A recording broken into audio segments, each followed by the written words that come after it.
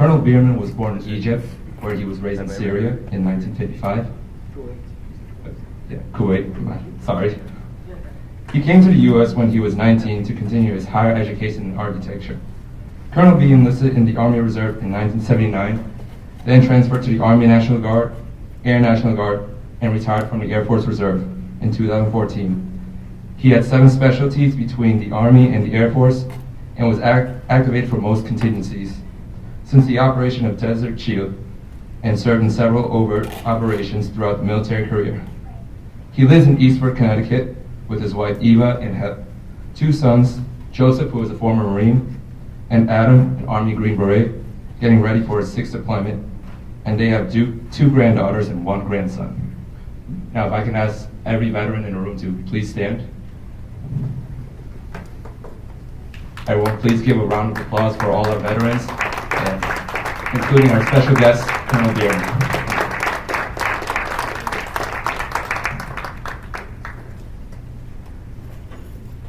Thank you very much.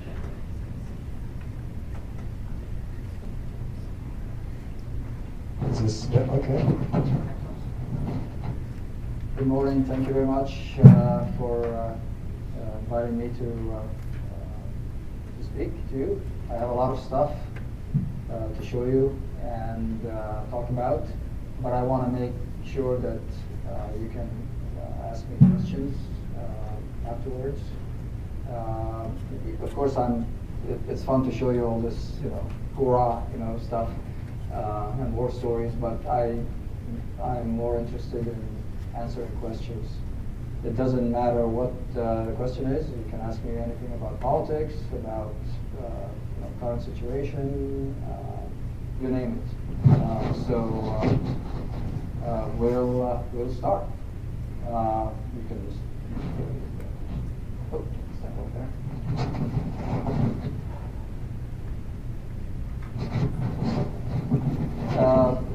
Again, I was born in the Middle East, and some people make the big mistake of asking me where I'm from, and it's a really bad thing. It really upsets me because I'm American. I don't see myself as Egyptian American or African American or any kind of hyphenated American. I'm American, period. Again, here I am on the left, growing up in Egypt with my grandmother, my sister and brother.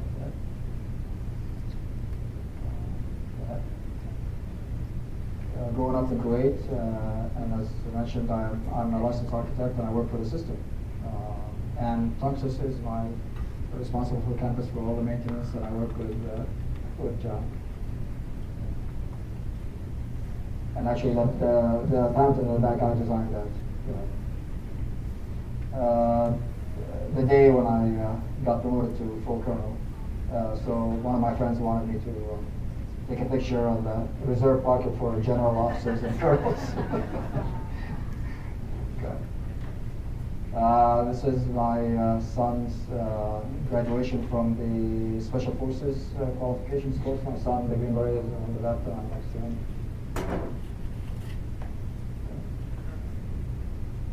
And 9/11 happened, and I was called to active duty. I was one of the first Americans in Afghanistan to free-fall parachute in Kandahar, Afghanistan, October 18th, 2001, with the Special Operations, Joint Special Operations Command, which is basically, and you'll hear me talking about that because that's the command I served with since 9/11. Joint Special Operations Command, JSOC, is basically C Team 6, Delta Force, Army, 1st Special Forces Detachment Delta, which is Delta Force, and the 75th Ranger Regiment, and the 24th 24th Special Tactics Squadron, which is Air Force Special Operations. In Afghanistan, it was 2001 after 9/11. Basically, our mission was to capture, kill Osama bin Laden and Mullah Omar, the blind Taliban leader. And we were all over the place, especially up north in Tora Bora region, which is the most treacherous topography in the world. The Hindu Kush Mountains. You couldn't get to anywhere except most places except on horseback, and that most of our operations were horseback and mules to carry our equipment and weapons. Right? Well, we were looking for him all over the place, and we got very close to killing him or capturing him. And of course, you know the story in 2011 when we killed him. So one thing about Bin Laden, the Pakistanis knew where Bin Laden is, and all this political stuff that you hear on TV and the news is not true. Sir, could I ask you? Yes. Yeah. Please ask any question. In terms of we only know what we were seeing on TV and reading in the papers that he was bouncing around. I hate to be so general, say they said he was living in this cave and that cave. Was that actual fact that he was bouncing? Obviously, he was on the move constantly. But was he living in these caves all the time? Or No, he was not living in caves. Okay. Many of them were living in caves after 9/11 when we attacked Afghanistan. Right. But he wasn't. He was not. Yeah, he was there, here and there in different homes, and finally He ended up in Abbottabad, a very active area because that was the Pakistanis' West Point, per se. Yes. When you were sent there, did you guys have a general idea of where he was? Yes. Yeah. The Tora Bora region. As I said, very tortured. This is the hills. Very. This is okay. Go ahead. Yeah, and then it goes worse, and it's really tough terrain. Caves. Speaking of the caves, and this is one of the natural caves. Go ahead. The Northern Alliance were our allies, and very versatile. They knew about the modified weapons like the tank you see in the back there, and very good fighters.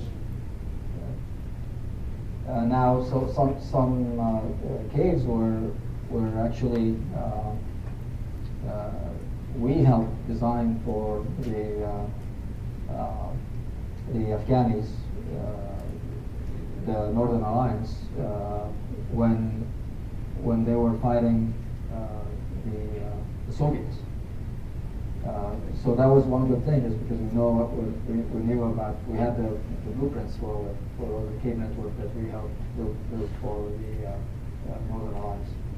And this is just one freshly dug bunker that they used to hide in after 9/11. Now they all want to get out of Afghanistan, mainly the Arab foreign fighters. 80% Saudis and Yemenis, and they will be hiding in the bunkers, trying to get to Afghanistan and go back home.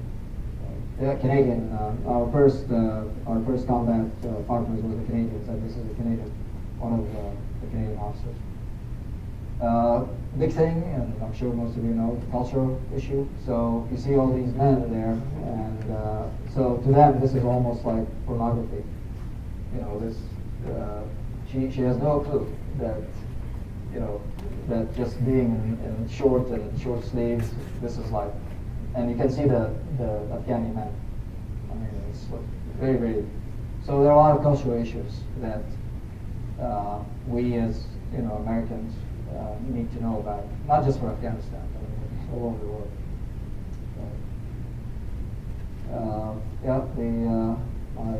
A lot of the people here were were in the fight. 10th Mountain Division were there early on because it's very mountainous, as I said.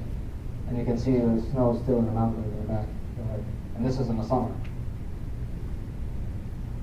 Okay, this is also probably in the spring, and that's not in the mountains. As you can see, it's flat. So this was a training compound for Al Qaeda, and actually Bin Laden was there. That was, and you can see it was just bombed to pieces. But there were still people, trying to come back, and there were sniper teams taking them out. Special forces, as you can see, we didn't have time to be in uniform, proper uniform, or shaving. There's just no time. Right? The MIT means mobile interrogation team, and that's basically where we'll just go on horseback, go into a village, and try to find the people that we're trying to capture and kill with the interpreters, Afghani interpreters at that time.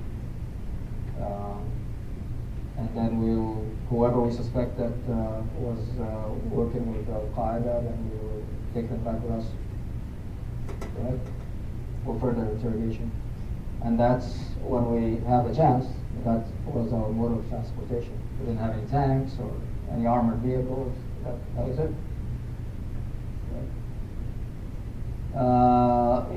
Back to the culture. So we will participate, with them. We'll eat with them, and we'll have some fun with them. And this is a game. It's called Puskachi, and the ball is basically the carcass, the headless carcass of the sheep there, and that's one of my team members there, JSOC, Delta Force guy. And basically the objective is to take the sheep from the other team and then take it to the other end of the field. Something like polo, but with a sheep instead of a ball. Again, a mobile interrogation team, and as you can see, the Northern Alliance members, most of them worked as guides and scouts, and some of them knew English, a little bit of English, so they were interpreting. Now, fast forward, and now in 2003 in Iraq, and our mission, JSOC, was to capture, kill the deck of cards, or the former regime leadership, Saddam down to number 55 or 52. And basically, it was we will find them through interrogation of different people, and slowly, one by one, till we got to Saddam's son, blacklist number 2 and 3, and then finally Saddam, blacklist number 1. Right? This is the operation with Saddam's son, Qusay and Uday, or as they say, Hussein, Uday. Well, it's actually Qusay and Uday, and they were hiding in Mosul in a villa, which was so that was a prepared hiding place, bulletproof glass. Go ahead. This is early on, 2003. The deck of cards, as you can see, and these were the ones we captured early on. This is summer 2003. Blacklist number 4 was the highest number at that time. He's Saddam's secretary, but usually stood behind him in a conference room, and Saddam is sitting at the head of the table, and he stood behind them in full uniform, as you can see there.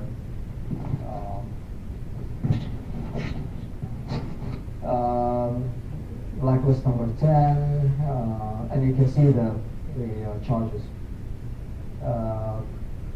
Number 13. This is interesting. Blacklist. The only blacklist female, Dr. Rahab Taha. The interesting thing, after the first Gulf War, I was a weapons inspector, a United Nations weapons inspector. That's one of my specialties, WMD. And she was the one that developed the biological weapons program for Iraq. And we will go there, and she will start asking her questions. So biological weapons like anthrax, for instance, the agent. Anthrax is a veterinarian disease. Camels get it from cows and so forth. So, and they actually were very close to weaponizing anthrax. And to grow anthrax spores, you use this what they call growth media. So a country like the United States, with all its universities and research and militaries and hospitals, and vet schools or whatever, needed maybe 50 tons of anthrax, and all these thousands of places that they needed growth media to grow anthrax and other viruses. At that time, in 1990, after the first Gulf War, 93, 4, 5, 6, Iraq had 200 and something 90 tons of growth media, and of course you know why, because they were developing a biological weapons program. So we'll ask her about that, and she would go, "Oh well, we were hiding it, and a lot of the drums fell off the truck, and we had some hidden near a kindergarten, and the kids ate it. It looks like oatmeal. Growth media looks like oatmeal, basically." Anyway, fast forward in 2003, and we captured her in Iraq, and as you can see, the before and after picture. And she's in a prison jumpsuit and in the dark, because we didn't really have any prison facilities. And she goes, "Oh yeah, I remember you. You're the Egyptian guy with the UN, the inspection team, and of course we asked her, and she told us they were hiding it in the desert, burying a lot of the barrels in the desert, and on and on. So yes, Iraq did have weapons. You hear that they didn't have President Bush second, and the reason why we attacked Iraq. Well, they did have it, but it's not. It wasn't to the point that we needed to go in there and attack Iraq. Tariq Aziz, the most famous guy, blacklist number 25. He's the only Christian, not the only, but one of the highest ranking Christian in the government. So really, we didn't really need to take Saddam out. Saddam was a lot better than the government now in Iraq, because they don't. If you're not a Shiite, they're in Islam there's Shiites or Shia and Sunnis. And of course, Saddam and all these people were Sunnis, and the Shia now they don't take anybody in leadership positions. You have to be a Shiite to be in leadership position. So Saddam actually was better than the current government in Iraq. He was POI, is Palestinian Liberation Front. If you remember the Achille Lauro ship. Yeah, so this is a guy that pushed the American gentleman on a wheelchair into the water in the Mediterranean. And he was hiding in Iraq, and we captured him. And he mysteriously died in captivity. That's all I can talk about. And then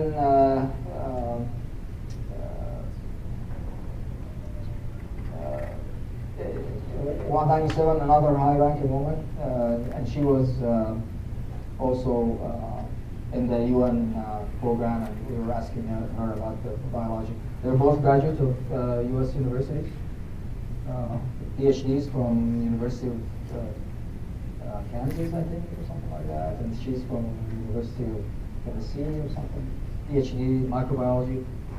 And then finally, the last one, POI meaning person of interest, and he was, I think he was an Egyptian chemist that did a lot of toxins. Go ahead. There he is, Abu Abbas, the Palestinian terrorist. That's in his heyday, and actually he apologized for Kili Lauro. But you can see it was just talk. He wanted to be, famous, and that's when we captured him, 2003. So we're looking for the deck card. I was the commander of the. Well, I wasn't the commander. I was the again JSOC, Joint Special Operations Command. And in the military guys would know that I am the J2X. The J2 is the intelligence function, and the X is the human intelligence. Human intelligence is source operations, interrogations. Source operations is basically it's like CIA agents. Actually, I'm trained, and most of my team were trained. Farm trained, as we call it, in the farm. I don't know if you know that term. It's a CIA school where all the CIA agents get trained to be case officers. And many people in the military, in all the services, Army, Navy, Air Force, Marines, are in the human intelligence. Are not all, but a lot of them are trained by the CIA. You pay people money to get information and do a lot of other things just to get information. And of course, interrogation. But the interrogation is a military training, not CIA. And of course, he's the ace of spades. Go ahead. This is his daughter that was getting lawyers from him when he was in trial after we captured him. His youngest daughter. Go ahead. Yeah, the two devils there, they were very, very bad people. Torturing people and so forth. But I don't want to get into that because it's very depressing, stressful for me, and I'm sure for many other people here in the room. Go ahead. So we were looking for Saddam, and we were interrogating people and capturing other people, and on, and we can't find him. So we captured this man on the right there, and he didn't know where Saddam was, but he led us to his bodyguards, and they were the ones that the bodyguard knew where he was. Go ahead. Yeah, by the way, I was trying to find that 22 karat gold. You can go right there. Palm tree. 22 karat gold palm tree, but we didn't find it. Anyway. Again, here's the same man. You can see him. He's third from the left there. And Saddam in early days. So we knew that he was very close. He was not a military man. He was Ba'ath Party, one of the Ba'ath Party leaders, and obviously very close to Saddam. And that's how we worked. So we'll get, for instance, this is when we attacked Iraq after the shock and awe, as you can see, April 5th video. So, and by that time we captured, you see the box there, the rectangle, that's Abed, blacklist number 4, Saddam's secretary.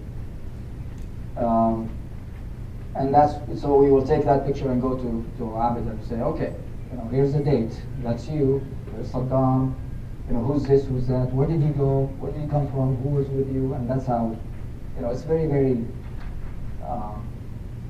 cumbersome work, and some of it is not pleasant. But later on, I will let you know, but that you can see his body. So Saddam had 5 tiers of security before he got to his bodyguard. As you can see him, his right, guarding his back, and that's the guy that finally told us where Saddam was. Again, we're capturing people. We captured the governor of the Central Bank of Iraq. This is before we captured Saddam. And this is a letter handwritten, and it says top secret, and then in the name of Allah, this is a Muslim stuff. And then it says Mr. or to Mr. Governor of the Central Bank of Iraq, with this writing we authorize Mr. Qusay Saddam Hussein, that's Saddam's son, and Hikmat Mizban Ibrahim, who's a party, Ba'ath party leader, to receive the following amount. Arabic is from right to left, and that's my first language. So that, of course, one of the reasons, why it's, I guess, a success is because I know the culture, the language. I don't need to, listen to interpreters or, it's just like that. Versus, somebody who does not know the language. Or even somebody who's trained on the language, because we have trained interpreters and interrogators, but again, it's their second language, and they're going to miss a lot. And a lot of the local interpreters, they're just not good enough. So, pardon the pun, a lot is lost in the translation. So number one, as you can see, which is the same as in English, to receive the following amounts: 920 million American dollars. Number two, 90 million euros for the purpose of protecting it from the American aggression, to take the necessary steps, and signed Saddam Hussein, President of the Republic, in March 2003. And probably you remember, you saw that on TV, the trailers with boxes, tin boxes. Each tin box had $2 million in $100 bills. It carried exactly, it was made for that purpose. So you can bury it, you can hide it, and so forth. We found a lot of it, and I'm sure a lot was smuggled. Syria was a culprit with Saddam, because Syria is also Ba'ath party. They're also Ba'athists, which is very weird because Bashar al-Assad is the president of Syria, the current president of Syria, is an Alawite, and the Alawites are a splinter from Shiaism, which is completely, Saddam, obviously tortured and killed many with the Shia. But he was his ally, and most of ISIS and all these people in Syria and ISIS are Sunni. Speaking of Syria, so this is the money receipt that we found with blacklist number 4, Saddam's secretary, the guy on the mustache. Well, we're all with mustaches, but anyway, with his secretary. So she heard that he was captured, and she returned with her kids back from Syria. And this was the hand receipt. So these are all Syrian stamps that says it's a money receipt for. I did the calculation here. This is and it's $1.3 million hand receipt that she gives to the Syrians. Of course, the Syrians, never return that money. Go ahead. And this is the front of it, and her thumbprint on the left and top there, and all these different organizations, Syrian organizations. Ministry of Justice, a hand receipt for 1.3 million cash to be returned to her in any. So I guess they thought that we're going to be defeated or we're going to leave Iraq. So to be returned to her in any capital, whether it's Baghdad, Damascus, Beirut, or Amman, Jordan. Yes, sir. Are you saying that money was deposited to be held for her? Yes. And you meant you wanted to collect? Yeah, and this is the hand receipt. That she will get it anywhere, not in Damascus, but anywhere in the capitals. And of course, she never got it back because she returned home. And there she is, and the kids. But the reason why we took the shot, I'm there. It's in the summer, it's very hot, and we really didn't wear uniforms. And that's another one of my interviews. And we took that so we can make blacklist number 4, the Saddam secretary, speak. So he was not talking to us, and when she returned and we captured her, we released them afterwards. We don't hold women and kids. But we took this picture and go to him and, hey, Abed, how you doing? I got something to show you. Oh, who's this? That's my wife. That's my kids. Okay, let's start over from yesterday. When I asked you about Saddam, oh no. Okay, great. Yeah, here they are in their heyday. And speaking of Cuba, so this is a Cuban cigar specially made for Uday, that devil there, that that he was will torture the soccer players if they lost the game, and his brother. And so this was a special cigar made for him, especially, I guess, compliment to Castro. I guess it's like a foot long or whatever Cuban cigar, made especially for Uday or Uday. Go ahead. I had the pictures, the after pictures, but it's really bloody and gory, and I don't want to show it. But this is the operation that we don't want to kill people, we want to capture people. So they give us more information, interrogate them, and give us more information. But they started shooting, and when they start shooting at us, that's the end of it. There's no. We don't care who they are. They're going. So that's one of them, Uday, Hussein, and then a 14-year-old grandson of Saddam, who actually no injuries except they killed our military working dogs. And there's some pictures there that you'll see afterwards. So anyway, that was again captured a lot of money from them and a lot of documents. It was very, very strange people. So he had this on the back of an envelope, and he's talking about putting bombs in the Olympic Committee, meeting, and poisons, and very, very, very strange. This is Uday's the son, and this is the translation. So we really didn't know, what it wasn't very important. They're gone. But it's very, very interesting. So back to the 90s when I was inspector in Iraq, weapons inspector at the United Nations, and of course I was a weapons inspector, but I had a UN blue passport, but of course I was the UN didn't know that I'm a U.S. military member, and actually I was working for the CIA. Attached, military attached to the Central Intelligence Agency. So they were right about when Saddam and they said during the inspection that all the Americans are spies. Yeah, well, guess what? We were all working for the CIA.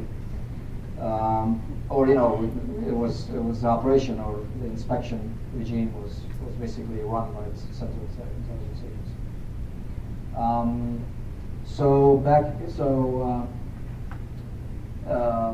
Early on, when I went for one inspection mission, 1998 or 94 or something, and we lived in the economy in the hotels, and so Iraq was a closed country, the no-fly zone, and we couldn't leave the country. And one of the so they will have the people that have some money, they could afford for a wedding to be in a hotel. So they had many in the hotel that I was staying in, and or my team were staying in. So the bride will come out of the car, park next to the entrance of the hotel in the street, and she will come in covered with a sheet till she came all the way to the elevator lobby with the bridegroom to go up to their room. So it's like, And of course, they took the sheet off of her, and when just before she went in the elevator. So anyhow, to make a long story short, because what happened is that before that so the bride and the groom are going to a hotel, no sheet or whatever before the incident, and Uday, that the guy with the cigar, that devil, saw a bride and sent his goons. They took her, she disappeared. And that's why people were covering. So just in case Uday was driving by, he won't see the bride and he won't have interest or whatever. But anyway.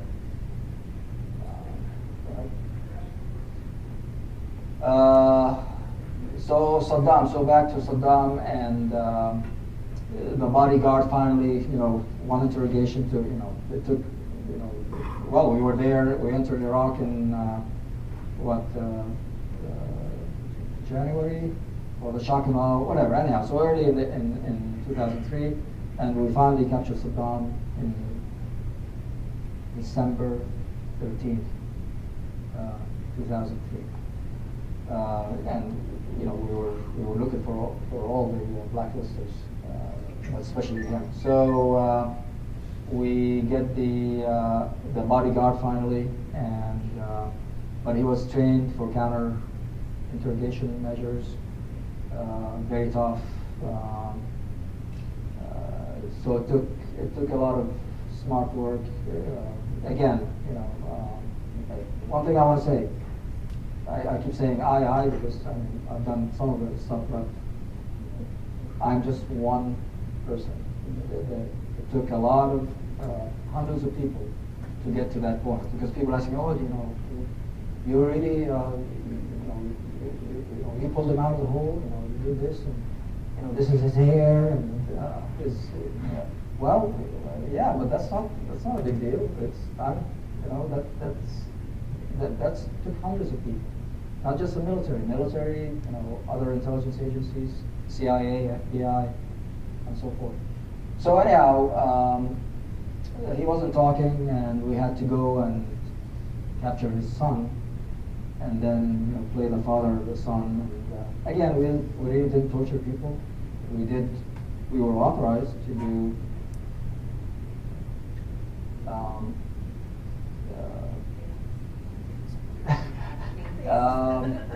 No, there is an actual term.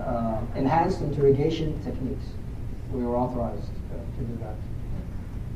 So finally, but again, that's a good thing. Is the culture, and the reason why we went and captured the boy is because he was. So the bodyguard had 4 daughters, and the youngest was an 18, 19-year-old son. So his only son that's going to carry the family name, and that was a lot. So again, knowledge of the culture and how it works. And after all, 2 or 3 weeks of enhanced interrogation techniques, not talking, and that was how we got him to talk, is to have his son there and play games with him till he finally, and he wasn't talking still, but again, I can't talk about that, how he actually talked. Okay, so tip-off received, 2 targets identified and given code names, and then we can read. And so he was not living in a hole, in a spider hole. When he was threatened, then he went into the hole. When he heard helicopters or trucks or whatever, and that's a diagram of it. Go ahead. Yep, this is out of the hole. That's my interpreter. I didn't want to talk to him. Of course, I speak Arabic. Well, afterwards, I interrogated him for 30 days. So I will. You can see my glove there, and there's what you see a hat for my watch, and my knee there, and the hole is right here, and there's against Saddam. So I will speak English to the, like I'm an American, guy, because I knew I was going to interrogate him, and I didn't want him to know that I was on the objective when we captured him. Go ahead. And so that's what he said. But basically, in the beginning, it's like we were afraid that he would have any weapons and start shooting us from the hole. So on the other hand, I had a hand grenade, and he started shooting, and he had weapons in the hole. But he was smart. Well, he's a coward. So he didn't shoot, because otherwise I would have just dropped a hand grenade and he was gone. So when we were, Saddam, are you there? And that's what he said. My name is Saddam Hussein, in Arabic, of course. I'm the president of Iraq, and I want to negotiate. And then the assault force was a Delta squadron, and the CCMA commander, and he said to the interpreter, tell him that President Bush sends his regards. And of course, we pulled him out of the hole. Later on, we got, he was, when we brought him in, he was a long trip from Adur, his hometown. Tikrit is a town, and they go by the tribe, so at the end of the name it will be, so he's Saddam Hussein al-Tikriti, and meaning he's from the Tikriti tribe. And there's actually Tikrit, a town also, where the tribe is from. So that's where we got him from, about a couple of hour helicopter flight. So we get him there, he's flex scuffed and with a hood on his face, 2 hours in a helicopter rough ride, and then we get him there, and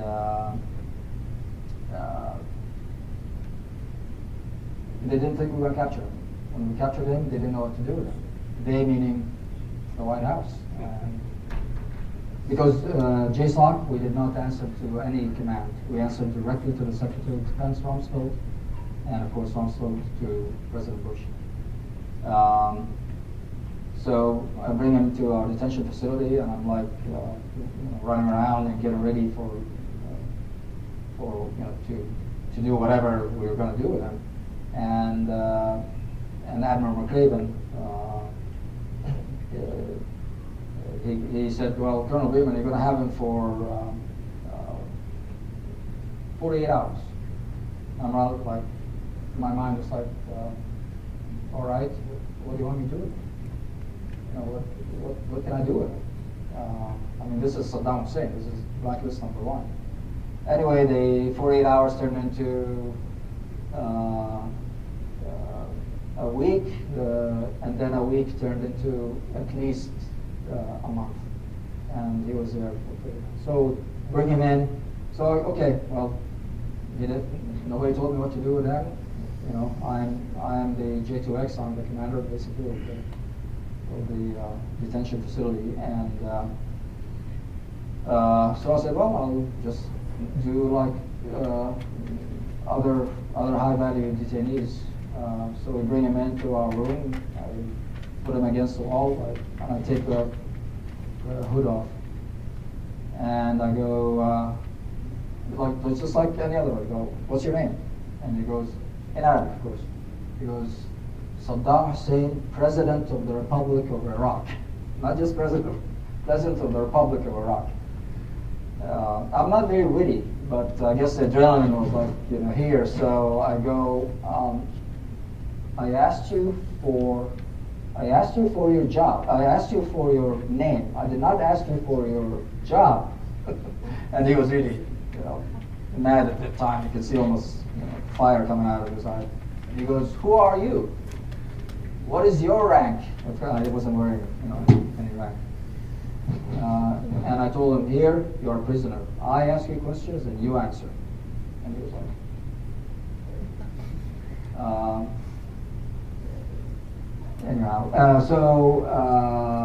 and later on we wanted to, examine him, because, we wanted to make sure people were not shot or not whatever. And he didn't want to be examined. And I have my doctor. Go and ask Tariq Aziz. He knows my doctor. You have Tariq Aziz. Obviously, he knew that we captured Tariq Aziz. The Christian, his foreign minister. And and finally, after 10 minutes of argument, I said, okay, if you don't let him examine you, we're going to examine you by force. And the examination part was he was going to give him a body cavity examination. As we call it in the military, you guys will know, the finger test. And so our physician there, Army Green Beret, MD, they can do brain surgery in a tent. They select our medical unit. They select the top of the medical in the military. So as you can see there, Dr. Glove is on the side there. His name is Tom. So he did the test, and after that he was Dr. Glove. He was not. But before that, actually, so we get ready, and Tom is there. He was a major at that time, and I was a lieutenant colonel. And he was standing with all the equipment because this is Saddam. We want to know exactly his health condition, especially that we don't know what we can do with it. Because interrogation, he could die in interrogation, and then it's my neck, because I'm in charge. So we wanted to do, how much stress we can put him under. So Tom was getting ready. Dr. Glove was getting ready, and I just jokingly said, "Hey Tom, are you going to give him the finger glove?" And he pulled out his hand with already the latex gloves, and he goes like this, "Ready to go, sir." And of course, we did it. Okay, right? Yeah, there he is. As you can see there, he's wearing that vest that you can see there, and we had to shave him because they wanted the picture to go in the media. Not even 45 minutes after we shaved him, and there was CNN, Fox, BBC. It was already disseminated. So it was very, very good work. Yes, sir. You were stateside back then. You read about him having decoys around the country and things along those lines. Yeah, the doubles. Yeah. Right. I mean, how did you verify that with him other than what you just discussed? DNA. You did use DNA. Because we had his half brothers, we had his son's DNA because we killed his sons in the summer, and we captured him in December. Actually, I had Christmas dinner with him at that time because we captured him on the 13th of December, and he knew a little bit of English, so he would say, "Oh, Happy Christmas," like the Brits say. They don't say Merry Christmas; they say Happy Christmas. Well, I didn't have, with him. I actually gave him some local from the Gulf lobster. It doesn't have the pinchers and stuff, and steak. Okay. We had the U.S. flag, but it was too heavy, so it kept falling. So we took it. But that's right there when we got him. And as you can see, 13 December, the rest is the hours and all military times. And President Bush has that picture, and Secretary Rumsfeld has that picture. Their pictures, and of course with this picture too.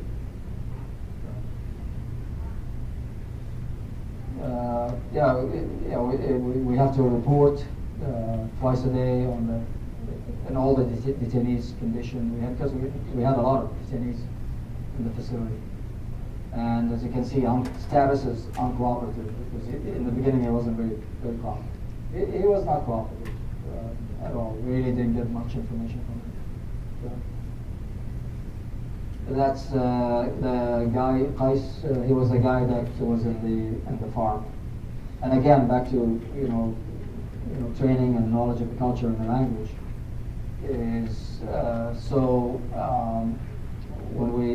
When I got there, Saddam was not there, so on the farm, and this guy was there.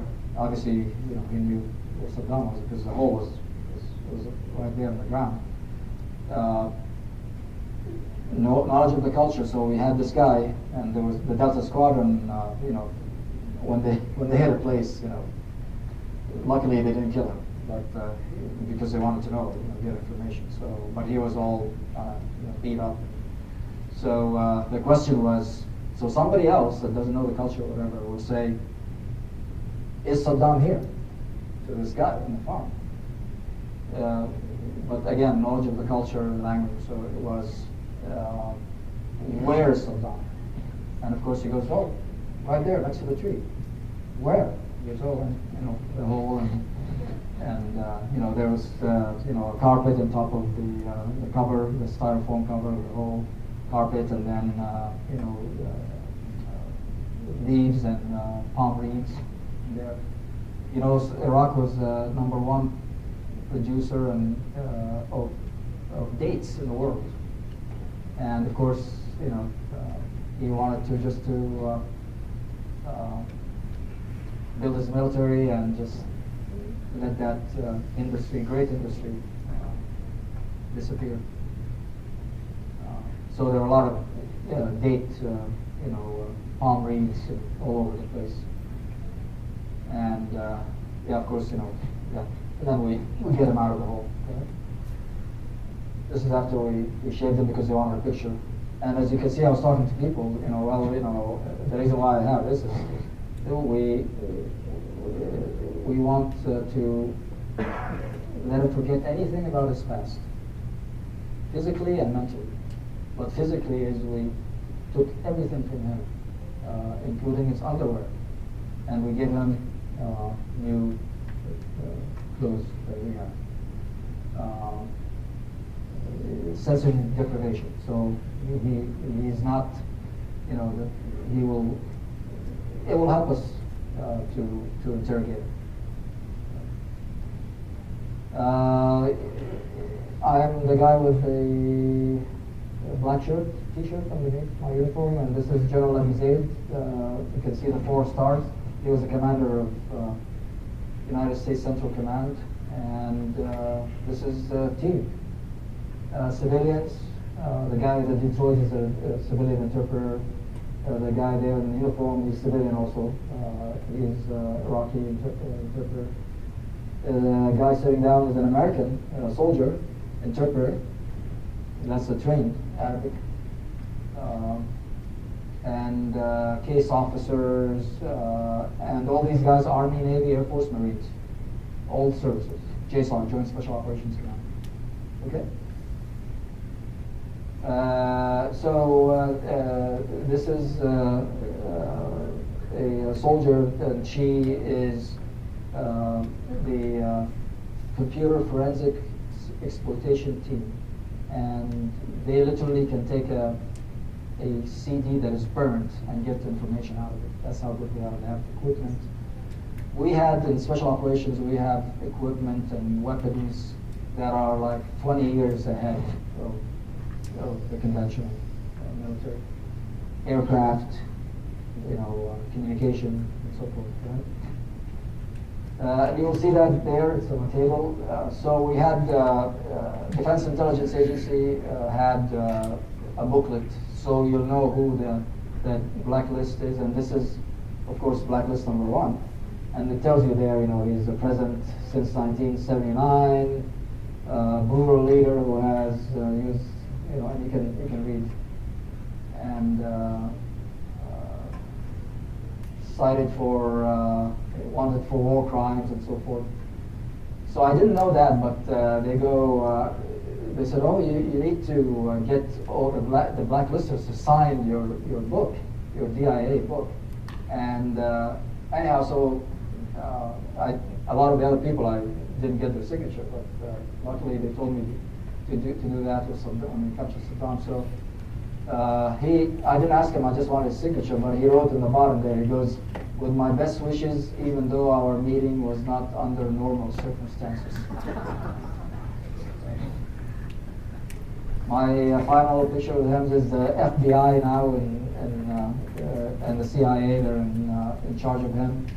Moved him to another detention facility. because now we're starting getting into the International Commission on the Red Cross.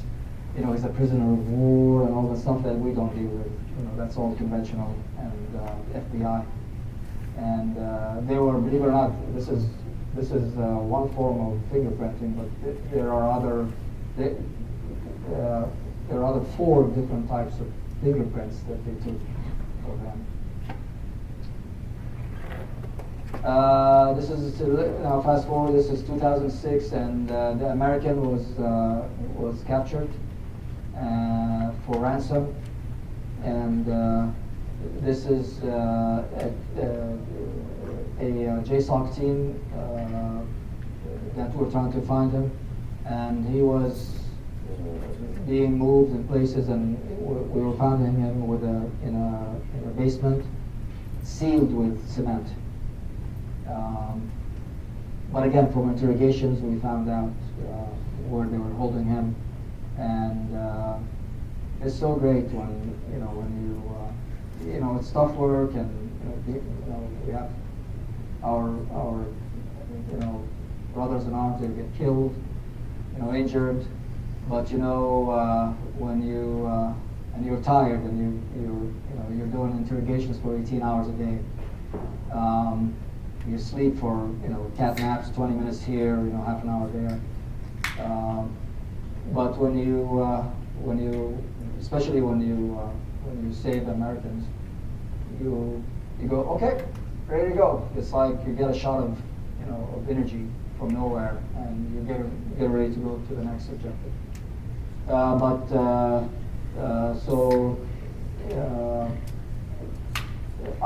the person in the second from the right there. The 2 guys on each side are FBI, hostage negotiations team,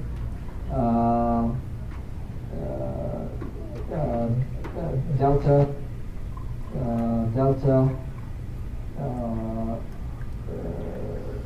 Marine, civilian JSOC members, former military. Yeah, this is in no particular order, but this is my son at the end there, the Green Beret. And he was in Iraq 1 year. This is his Green Beret team, I guess, after returning from a mission. And he's getting ready to go on his 6th deployment to Afghanistan sometime in early summer.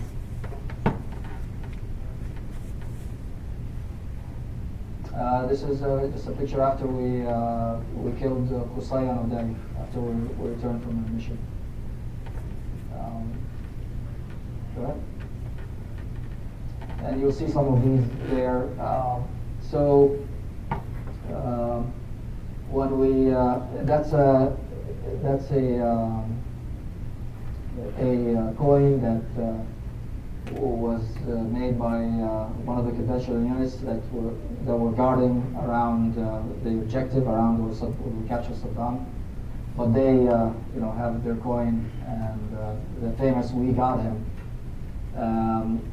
And then the Joint Special Operations Command. That's the logo, and that's actually in the back of it. That's the back of it with 1 star. That's Admiral McCraven. He was a 1-star Navy Admiral SEAL at that time. He was the commander of JSOC, deputy commander of JSOC. And we got his coin after me and my team, we got his coin after we captured Saddam. Then fast forward, and as I was talking to somebody here, I was early 2010 to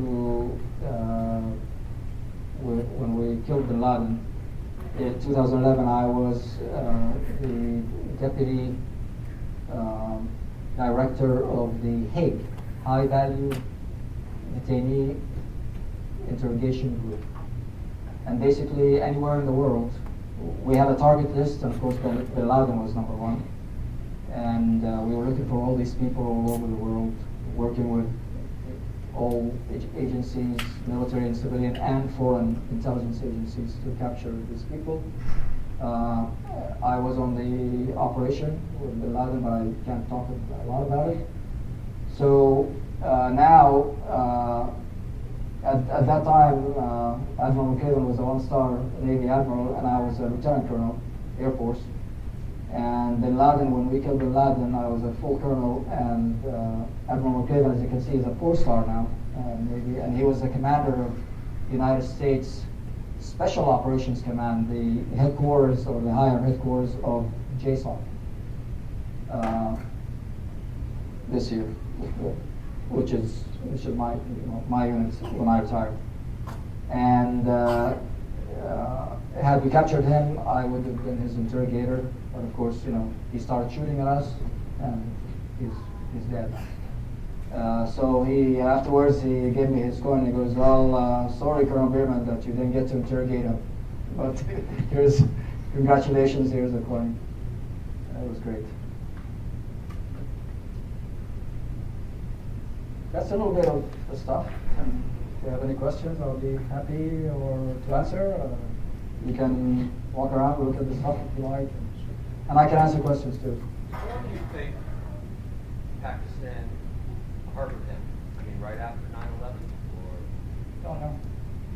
think we'll ever will? I'm sorry? Think we ever will? I'm sure somebody knows.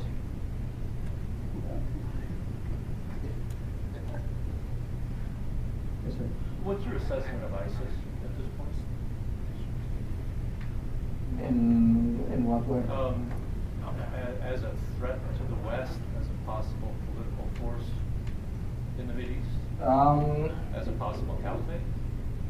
Yes, of course. Yeah. Well, that's their objective. Yes. They want us. Well, they have this Abu Omar al-Baghdadi. He's the Khalifa or the Caliph.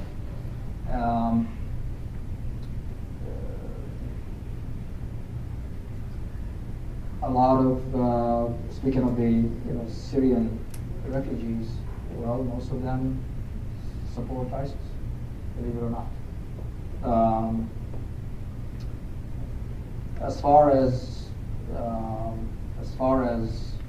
ISIS, airstrikes are not going to work. Special operations are not going to work. We're doing both. The Russians were bombing as well, and they're doing special operations. Iran is doing special operations in Syria.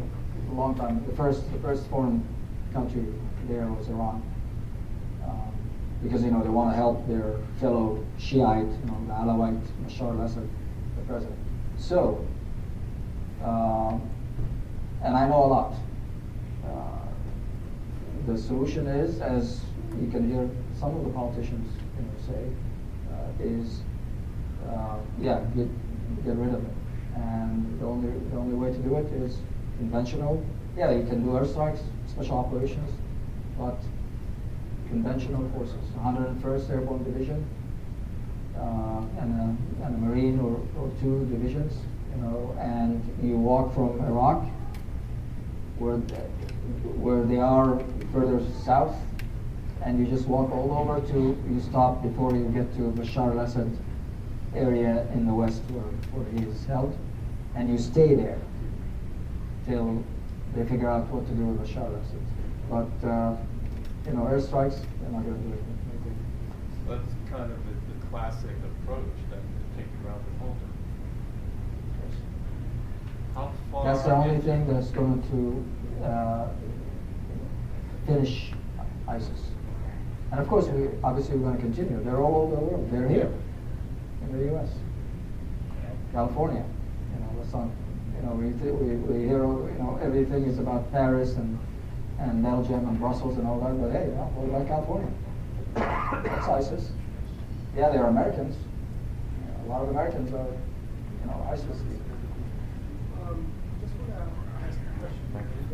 You say most Syrian refugees they support ISIS. Well, my assessment, and from what I heard from the student, I don't want to say his name, the practicing Jewish student who came up to me and said, "I don't think ISIS are Muslims." I say, "Why?" He said, "But they are killing Muslims." And if I know my sources, like the news media, ISIS is killing Syrians. ISIS is killing children, women, and a was Absolutely. 2 weeks ago. 2 weeks ago was on a rally in Washington D.C. to support Syrians, and for you to say Syrian people support ISIS, that's gross and that's baseless. Sorry to say that. I have Syrian friends, and my children go to school with Syrian friends, and because they're Syrian friends, they told me, Dad, we want to go to the rally. No, My kids are 7 and 11. Let me finish, please. My kids are 7 and 11. 2 weeks ago, in Nepal, we went to the rally to support the Syrian people, to say enough is enough. 5 years of war. I don't know what you know or what are your sources. By the way, what I know from this practicing Jewish person, he said ISIS is not Muslim, and for you to come to say they are Muslim, they are Sunni. By the way, for the whole for my community here, the ISIS was denied by Muslims. There are 40 scholars of Islam that wrote a letter to al-Baghdadi saying, we disown you. So please, if you wanna share information, give us critical information. If you say the majority of the Syrian, read your proofs. If you say X equals 2, tell me why you say it's 2. So what is your question? No, my question is, I'm adding, so what are your sources for saying the Syrian people are, you know what's happening here now in the US, not in Connecticut especially, I mean, our governor is welcoming the Syrian people who have no homes, and you say, Syrian people support ISIS?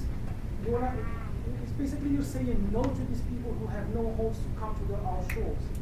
I know Syrian people, even from my home country, from Morocco. These people, they suffer through decades of persecution. It's not just what we see now. In the 60s and the 70s, they were Hamas. I mean, you're Egyptian, you know. Hamas. No, I'm not Egyptian. I'm American. Okay, yeah, you're American Egyptian. That's. No, I'm not American Egyptian. I'm only okay, American. you are American, but you speak the language. Hamas is a town that was carpet bombed by Assad's father. And those poor people, they came, and some of them were my teachers, nice people. I had friends in college whom these people, they don't act like Moroccans. What's so different about them? Nice people. And at the end, they discovered that they were Syrians. So please, if you have credible arguments, tell me where did you come up with most of the refugees who support ISIS? Syrian refugees, they went to Morocco, another poor country, and I never saw a Syrian who was even stealing from the street. For you to say they support ISIS, that's a big mistake. And you know, Well, that's your opinion. we have to answer to Allah subhanahu wa ta'ala, to God, for any claim we say. Then what you're doing, you are changing the opinion of the people, the public, against the Syrian people. I mean, I'm so sorry I have to sound harsh on you, but this is the reality of things. Well, you didn't ask me anything. I No, can answer your question. what are your sources? What are your sources? Tell me, you're claiming that they support. Show me one Syrian person who supports ISIS. My neighbors are Syrian. They live in Okay, They well, don't support ISIS. You don't have a question. I went to the bus and I met Syrian people. They don't support ISIS. I can't answer that question. No, you can't. You can't. So I you have cannot. no argument. So you have to take it back. Don't say. No, I'm not going to take it back. Okay, we're done here. Okay. Any questions? I'm an intelligence analyst in the Army National Guard right now. So I Excellent. have top secret clearance, and I do a lot with ISIS and Syrian refugees, etc. One of the I'm not saying that Syrian refugees are ISIS, but there are ISIS members who are opposed. No, to what ISIS. I said is that most Syrian refugees, they support ISIS. Okay, That's I'm what I saying. said. Yeah. And there are things in there, and you can go read on the internet. There are millions of websites that tells you exactly the percentages and so forth. So I did not, say that this is not my opinion. This is what I read. Yeah. And believe me, I am more experienced and knowledgeable than anybody around, military or civilian, Yeah. when it comes to, I'm an intelligence officer. Yeah, I'm not arguing with you. What I'm saying is that in Paris, one of the attackers was proven to be posing as a Syrian refugee. Right. Not there posing as a Syrian refugee. Right. That's not saying. They found a passport on next to Exactly. whatever is remains. So my question overall was just how do you feel about sleeper cells in America, and like people who are coming here posing as Syrian refugees, for example, or sleeper cells or terrorist sympathizers in America that are supporting ISIS that have yet to attack, but could potentially build numbers and create a small army here in the United States and conduct attacks. Well, we can't just let refugees come in here. Yeah, because I agree. because they're refugees. But yeah, of course we need to help people. But what do you think about? But we need to vet these people. Yes. You And can't what do just okay, come in the country and we'll take care of you. They have to be very heavily vetted before we allow them in the country. I agree. But of course, you're going to have the lone wolves, and you're going to have the sleeper cells that every day they pop up in the United States. And the last thing is California. Yeah, and so like conventional tactics could eliminate ISIS for the most part, but you cut off one head in an idea, which is ISIS. ISIS is no longer considered a standard terrorist group. They're considered a military on their own. They're trained by Israeli special forces and other members from around the world who are ex-military. And they're more of an idea, and it's so difficult to kill an idea because you cut off one head, another one's going to go back, and the same idea is just going to continue to spread. So here in the United States, we have sleeper cells, so even somebody in this room potentially could support ISIS, for example. We might not know it, but they could. And so, for example, we could have, maybe 5 people can conduct an attack that's capable of killing hundreds, but if we had 200 sleeper cells who all communicated and gathered in one place, or we couldn't prevent the attack from happening, for example, because we didn't have the intelligence prior to the attack being conducted. I mean, if you took even 2,000 people who were sleeper cells to D.C., and they were all armed, and we had no intelligence knowing beforehand, even if they didn't kill the president, they could level the White House, which in a goal of terrorism today is to instill fear into the hearts and minds of people, not necessarily to accomplish anything, but to instill fear. So if you took 2,000 people and they all, let's say, attacked the White House at one time, even with the security we have there, they would definitely be able to level the White House where it sits. And that alone would be a victory for terrorism over America, and that would be the ultimate downfall in the eyes of American people. And at that point, terrorism would grow, especially ISIS, they would grow in number an insane amount because of all the people who see that maybe these guys are capable of doing these things, and they ultimately feel that they're in fear, and they have to support ISIS at that point if they want to survive.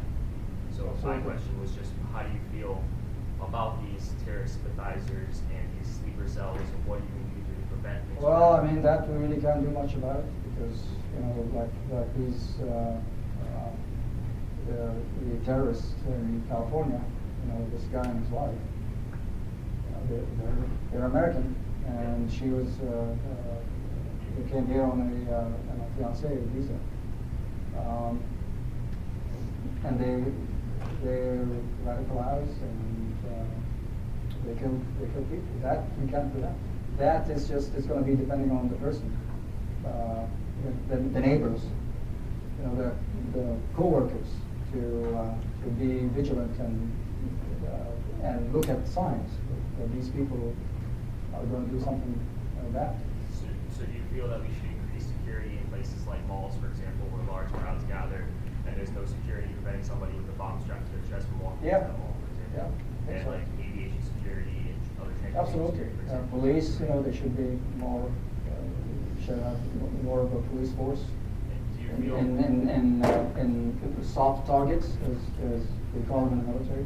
Yeah. Do you feel we're eventually going to come to a point where we're going to go against rights and potentially have to pat down citizens who are walking into, for example, an airport, or, for example, walking into a mall, or things like that, because these terrorist attacks are becoming so extremely much more relevant in today's society? Yeah.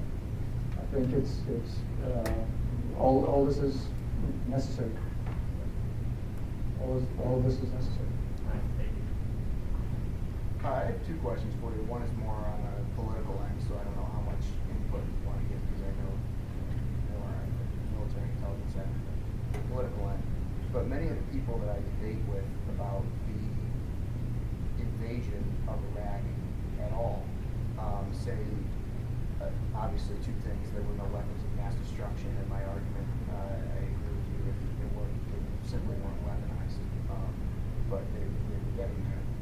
so I heard you that on that end. However, the question that I've had the most difficulty with, since I personally defend the invasion, like really passionately, I believe in it, is I heard you say Saddam was better as far as government organization, and again, I would agree with you on that end. However, with those that usually debate more on the liberal end, that say the destabilization of that entire region in the Middle East, it essentially led to the Syrian civil war. You could kind of connect that, and the creation of ISIS. People argue that it would have never happened had we not destabilized the region and allowed Saddam and his kids to just mass murder and kill. What is your response to people that say that not it's less stable or destabilized, but people tend to say the entire region in the Middle East is destabilized because of the United States? And I kind of have trouble arguing against something, a claim such as that, as passionately as I defend the justifiable reasons for invading. My argument has always been ISIS did exist, it just had a different name with different leaders. But then they say, but the region is still far worse than it was before the U.S. invaded. So if somebody was attacking you politically on that end or simply asking on that end, what would be your response to, it's the United States' fault that the entire region is destabilized, the whole Syrian refugee incident wouldn't be occurring if we didn't destabilize it, ISIS wouldn't exist, and now the weapons of mass destruction or the tools that can create those that were shipped to Syria before we invaded, now those are being found and coming about. What is a good response to this is all the United States? Well, back to Iraq. So I said that Saddam's government was better than the Shiites' government that we see it now. Why? Because there was, of course he was a bad dude. He was killing and torturing people and sons.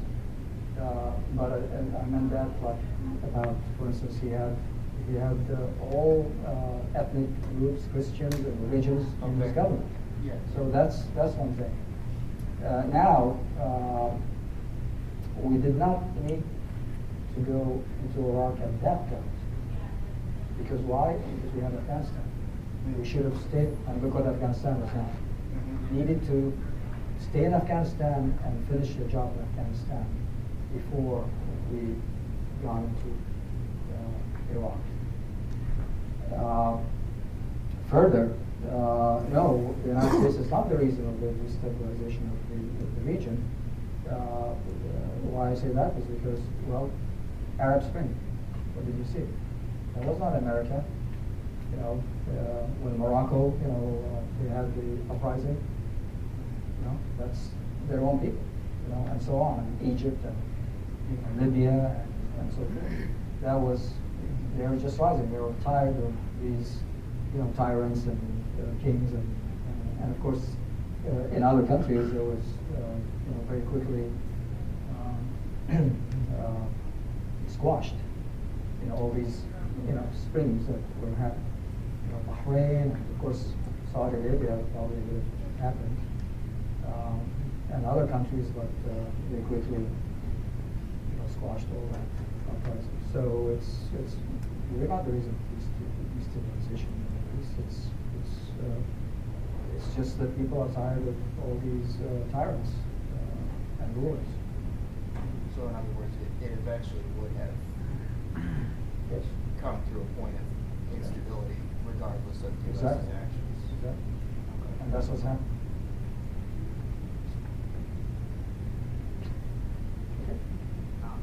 Something more about your past. When you came to the United States, what made you join the military? And was it just like one thing after another before you know you were a colonel? No, it was intentional because I grew up in Kuwait, and I was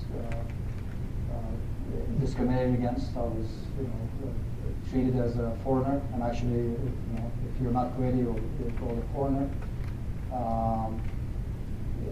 Even though I was the record holder, I'm a swimmer, and I couldn't go to the Olympics with the team because I was not a Kuwaiti citizen. And so I got to America, and people accept me with open arms. And in America, you have freedom of religion, you have freedom of speech. You're free. You can, talk about the president of the United States, and nobody can touch you. And that's the other thing that I really. So coming here,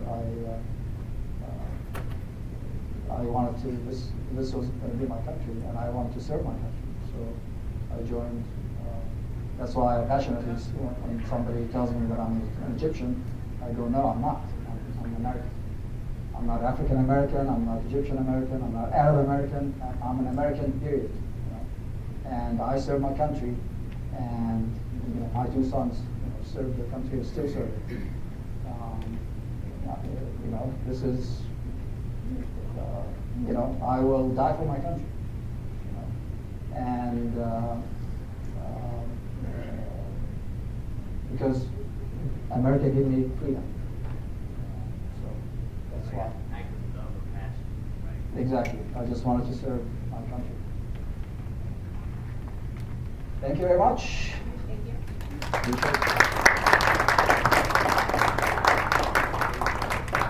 You can ask me any questions if you like. I just want to say thank you for your service and your dedicated strength. Thank you very much. And for sure during the rough times, they could have been a lot rougher, and they probably were. But again, America is the only country in the world you could stand, you could debate anything you want to debate. Exactly. And still keep the self-respect. Exactly. You can towards individuals. And that's why we're the people we are today. Exactly. Good job. Thank you. Thank you very much.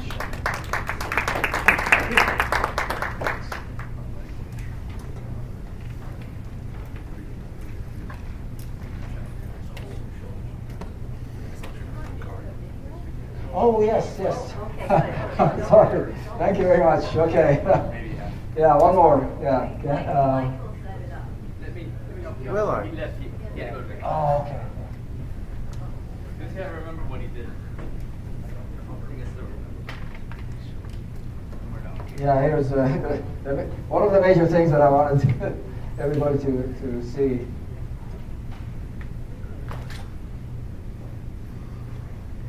Hey Karen, how do I get that blue thing? That Where's Mike? whatever- Mike said he could set.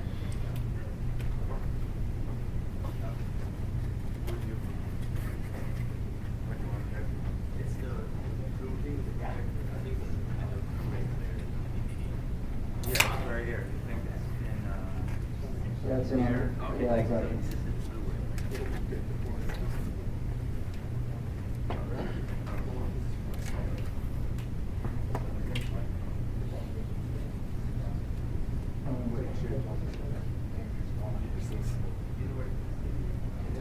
No, it is on this. The loading. Yeah, you know, I got that. Yep. And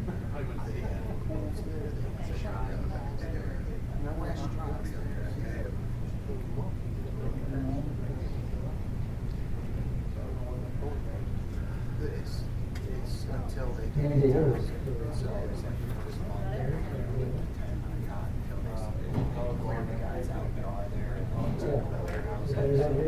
Yeah, so the first month when I show up, I was like, well, these guys still need to leave, so you're gonna sleep in this cottage. You pulled your arm out. It's about the 1.5 feet long. Croc, 6, about 2. There's. He's got a look. So, Something wrong with it. here's.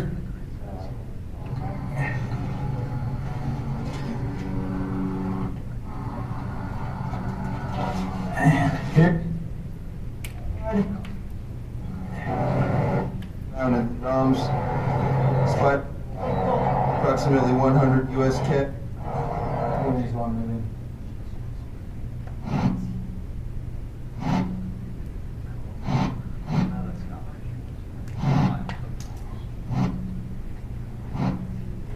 Oh. Yeah, sure. Yeah.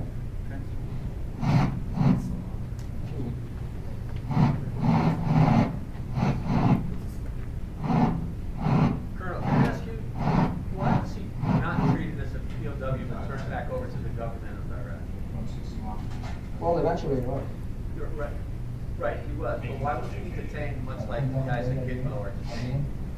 And treated as a POW and brought here for trial? It's working now. Is that you? Yeah, it's working now. That's good.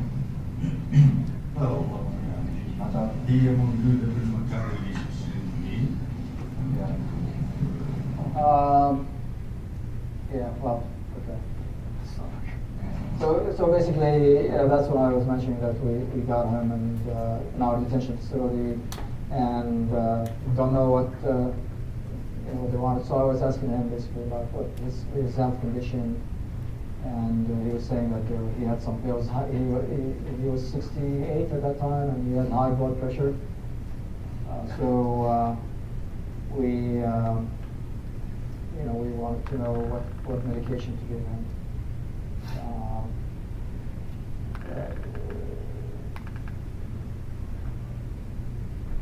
Didn't really tell us much, but later on, one good point is that so at one time, maybe 3 weeks after his detention, I'm sitting down chatting with him, and he goes, he's laughing, and he goes, "Yeah, you Americans, you captured Saddam Hussein. Wait till you deal with Iran." And at that time, of course, I talked to Admiral McRaven and even higher generals about Iran, and look where we are with Iran now. And this ridiculous deal that the administration did with Iran. I mean, it's a joke. This deal with Iran. So don't take it from me. Take it from Saddam Hussein. In 2003, he goes, "Yeah, wait. You're so happy you captured Saddam Hussein. Wait till you deal with Iran." And here we are. He was denying that it was his responsibility, gassing the Kurds in Halabja, his own people, Iraqi citizens, but Kurdish people, and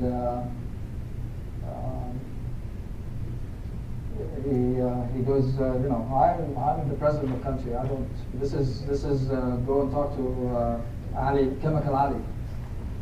He's the guy. He was the commander. I didn't give that order. He denied all that stuff. And he was proud that that his sons were, martyrs. That they were killed and they were martyrs. Denied having any weapons of mass destruction, even though he was building a nuclear. The French were building a nuclear reactor for him in the 80s, I think, and thank God the Israelis flew and with their bombers and blew it out to smithereens, because he definitely he would have had a nuclear device before Iran. He paid $25,000 to a person for any Palestinian that went and suicide, or I should say homicide bombers in Israel. You're going to be a homicide bomber in Israel and kill Jews and Christians. $25,000 for your family. yeah, that's basically it. This is Dr. Glove. Yes, yes. And that, you can see me with, my hand is sure. That's another interrogation technique. Like you're like a little boy. I'm above it. Again, to let him know that, I'm above him. I'm in charge of him, also, and also security for him. Like I got you. I'm in charge of you. Nothing bad is going to happen to you. But anyway. But I just want to be sure. You said that he didn't live in the home. He just went down there when he thought he was in danger. So, okay. Because I couldn't imagine what it would be like live in the home. So. No, he didn't. I think that was the impression, at least that I got from the media, that he was down in the hole. Yeah. Don't listen to the media. Most of them don't know what they're talking about, or they just want to make a name for themselves. And they're going to be politically correct. They don't want to talk anything bad about the religion. They don't want to talk about anything bad about refugees or bringing refugees into America. But you don't hear them talking about helping the veterans, homeless veterans. You don't hear them talking about hey, you guys are going to be paying more tuition, right? You heard that, right? Our system. You're going to be paying more money. Professors are going to be laid off, and on, whatever. I hope nothing happens, to anybody. But and you're going to bring, refugees, to Connecticut. With what money? What about the 22 veterans a day that commit suicide? What about those? One Karen, one from here. And we're talking about bringing refugees. 22 a day. So one thing I want to say before I forget here is that to my fellow veterans, if you need anything, Karen knows my information. If you just want to talk, if you have any problems, let me know. I work for the system, and I come here. I work with John. I come here a lot. Just let me know anything you need, whatever it is. Just come and talk to me. Talk to Karen, and I'll be here.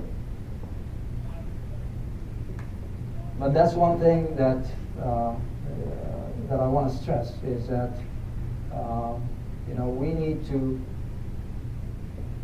help Americans first, veterans first, before we bring in refugees, and help other countries. Help Saudi Arabia. Fight the wars for them.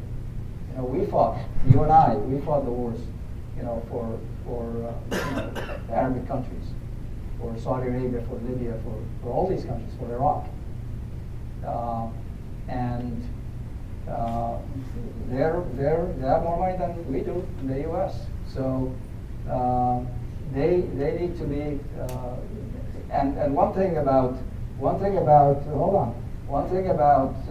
refugees. Why don't the Saudi Arabians?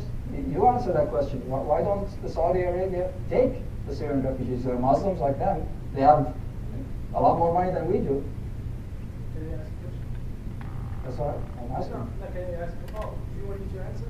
Well, let them answer the question. I'm not a government. I'm not a president. I'm not a king.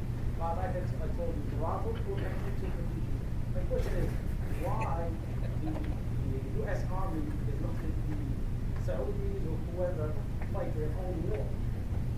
Why do we have to go and fight their war and come here as veterans? That's what I'm saying. Yeah, so this is my I agree with you. Yeah, so as veterans, yeah, why don't they fight? Why don't they fight their own wars? And why don't they take the Syrian refugees instead of them coming to Connecticut? Exactly. So this is the message we should take from here. As veterans should talk to the legislature and say, no, we don't. Enough is enough. We don't want to fight foreign wars. Let's just take care of ourselves here. Yes. Do we have a national interest in the Mideast? Well, I'm just a joke. You know, I hope one of these days I can afford a Tesla. You know, so we won't need their oil. That's really the only interest we have, and it's getting less and less as we develop alternative energy sources. But really, that's it. It's the oil. What about at this point as an incubator for, terrorists? Is there, at this point, do we have an interest from that perspective? In other words, Yes. Yeah, of course, we should always, work with, and we do, we work with the Saudis, we work with many of the countries, that's, fighting terrorism. All this stuff that you see captured, killing these people. I worked with the Saudis, I worked, all over the place. Europeans, we're after, all this stuff, you see the Brussels and France and all, we're all working, together. But now, of course, we're going to work even more, have more cooperation with these countries. so we should be more green and continue to work on the areas in incubator. So we should be more green, less dependent on oil and Absolutely. Yes, ma'am. What do you recommend for a reputable news source? I mean, nobody knows what to read, what to listen to, what to believe in. There are depending on the organization, but they, Fox, CNN, all these people, they're some good, some bad, because they have their interests and they have their own interests, to make money, and also, and now more so for them, all these reporters to make names for themselves. You just have to, switch between the channels. It's, and I'm not saying they're just lying everything. It's just, they interpret things wrong.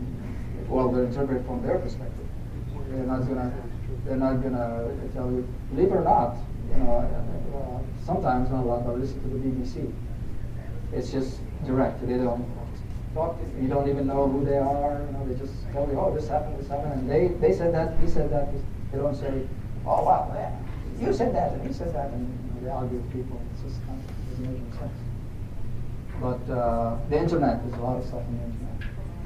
Very good source. One organization I belong to is Act for America. And Act for America is a very good organization. And go on the internet and you'll love it. It's the truth.